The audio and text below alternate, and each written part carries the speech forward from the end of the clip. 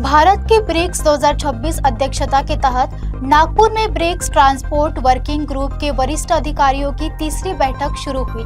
बैठक में परिवहन क्षेत्र में सहयोग, नवाचार और सतत विकास को बढ़ावा देने पर विशेष जोर दिया गया है। भारत की ब्रिक्स 2026 अध्यक्षता के तहत नागपुर में ब्रिक्स ट्रांसपोर्ट वर्किंग ग्रुप के वरिष्ठ अधिकारियों की तीसरी बैठक का शुभारंभ हुआ।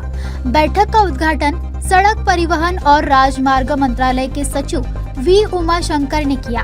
उन्होंने सभी सदस्य देशों के प्रतिनिधियों का स्वागत करते हुए कहा कि भारत नवाचार आधारित और टिकाऊ परिवहन प्रणालियों को बढ़ावा देने के लिए प्रतिबद्ध है।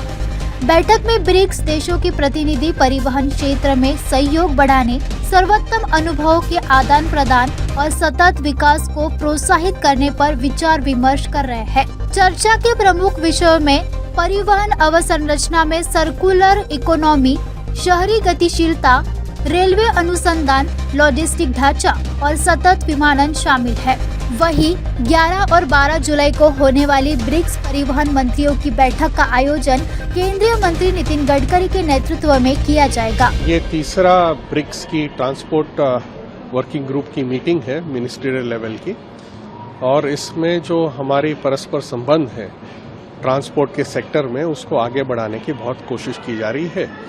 इसमें हम कई बिंदुओं पे वार्ता कर रहे हैं।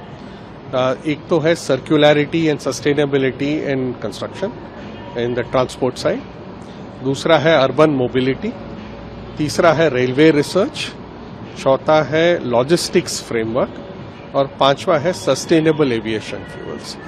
तो इन सारे पिलर्स में हमारी वार्ता चल रही है और मुझे उम्मीद है कि आजकल में हमारी वार्ता पूरी होगी और परसों जब सारे मंत्रीगण होंगे विभिन्न देशों के, वहां पर हमें संधि हम करार साइन कर पाएंगे। सस्टेनेबिलिटी में ये जो रेजिलियंस है वो भी बात आती है। इनफैक्ट इस बार की जो ब्रिक्स की थीम है उसमें ये रेजिलियंस शब्द तो ही है।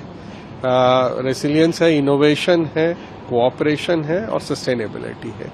तो इन सारे थीम्स के ऊपर ही इस बार की जो चर्चा है वो सब चल रही है। नागपुर में शुरू हुई यह बैठक ब्रिक्स देशों के बीच परिवहन सहयोग को नई दिशा देने की पहल है।